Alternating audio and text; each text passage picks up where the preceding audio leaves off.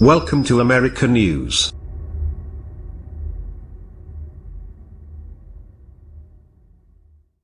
The border wall between Tecate, Mexico, and Tecate, Calif, last month. Paul BuckEuropean Pressphoto Agency, Washington. The White House on Sunday delivered to Congress a long list of hardline immigration measures that President Trump is demanding in exchange for any deal to protect the young undocumented immigrants known as Dreamers, imperiling a fledgling bipartisan push to reach a legislative solution. Before agreeing to provide legal status for 800,000 young immigrants brought here illegally as children, Mr. Trump will insist on the construction of a wall across the southern border, the hiring of 10,000 immigration agents, tougher laws for those seeking asylum, and denial of federal grants to sanctuary cities, officials said. The White House is also demanding the use of the E-Verify program by companies to keep illegal immigrants from getting jobs, an end to people bringing their extended family into the United States, and a hardening of the border against thousands of children fleeing violence in Central America. Such a move would shut down loopholes that encourage parents from Guatemala, El Salvador and Honduras to send their children illegally into the United States, where many of them melt into American communities and become undocumented immigrants. Now is the time for Congress to adopt these immigration priorities, Mark Short, the president's legislative director, told reporters during a conference call on Sunday night.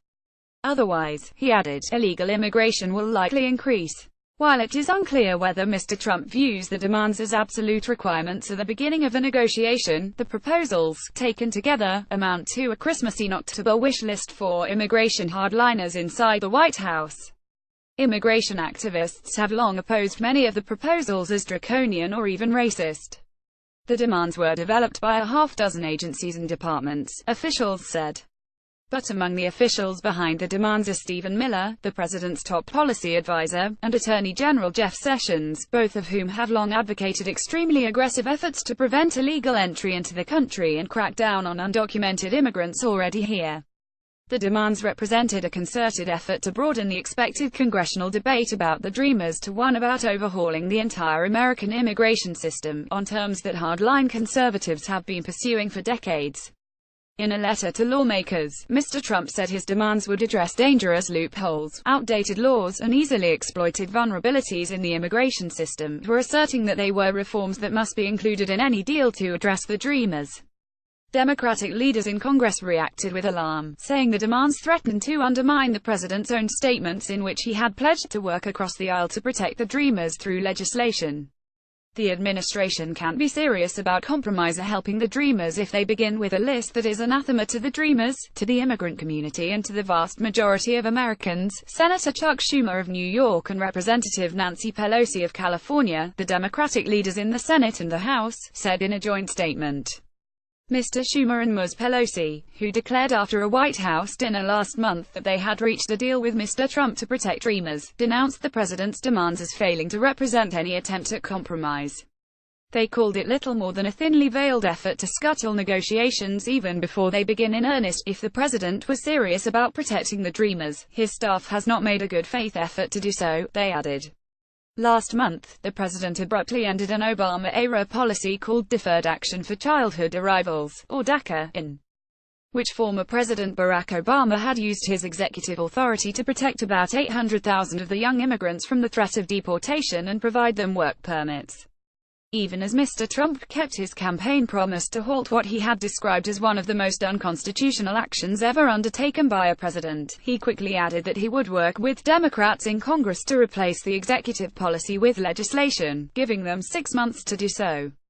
But a White House official said on Sunday that Mr. Trump was not open to a deal that would eventually allow the Dreamers to become United States citizens. The president's position has been that helps called on Congress to come up with a permanent solution and a fix to this process, Sarah Huckabee Sanders, the White House press secretary, said last week. Immigration advocates will most likely urge Democratic leaders to refuse a deal that includes the president's proposals. But immigration and human rights advocates are also under pressure to do something for the Dreamers, thousands of whom will begin, by March, losing permission to work and protection from deportation if a deal is not reached. Privately, many advocates have acknowledged that a negotiated deal with a Republican president is likely to include some immigration changes. Administration officials responsible for securing the border and enforcing the nation's immigration laws told reporters on Sunday night that the changes requested by the president were essential to protecting American workers from unfair competition and deterring what they described as a never-ending flow of illegal immigrants into the country. On the president's wish list is a long-sought Republican goal of stopping American residents from sponsoring the arrival of extended family members. His demand would limit residents to bringing only spouses and children. Also central to the effort, officials said, are legal changes that would strip away the rights of illegal immigrants to claim asylum or make another case to stay in the United States, allowing federal officials to more quickly deport them. We cannot have true border security if we don't change federal laws to ensure that people who are apprehended are removed, said Ron Vitiello, the acting deputy commissioner for Customs and Border Protection. Thomas D. Homan, the acting director of Immigration and Customs Enforcement, said a vast increase in the number of agents and other federal resources would allow for a crackdown on immigration violators that had been difficult in the past. Another key part of the crackdown would be on tens of thousands of children who have surged across the border with Mexico during the past several years, many of them seeking to escape gang-related violence in Central American countries. This year, about 38,500 children have been apprehended at the border without their parents. Administration officials say the children, many of whom are sent to live with a cousin, aunt, uncle or sibling in the United States, must be turned back or quickly deported once they arrive. Under current law, many of them remain in the United States for years during legal proceedings to evaluate their asylum or refugee claims. If the children are not deported quickly, officials say, many will never leave, eventually becoming a new population of sympathetic young immigrants who seek amnesty. That could create lasting cycles in which illegal immigrants demand to be given a legal status, the officials say. The president's demands include new rules that say children are not considered unaccompanied at the border if they have a parent or guardian in the United States. They also propose treating children from Central America the same way they do children from Mexico, who can be repatriated more quickly, with fewer rights to hearings. Mr. Trump is also calling for a surge in resources to pay for 370 additional immigration judges, 1,000 government lawyers and more detention space so that children arriving at the border can be held, processed and quickly returned if they do not qualify to stay longer.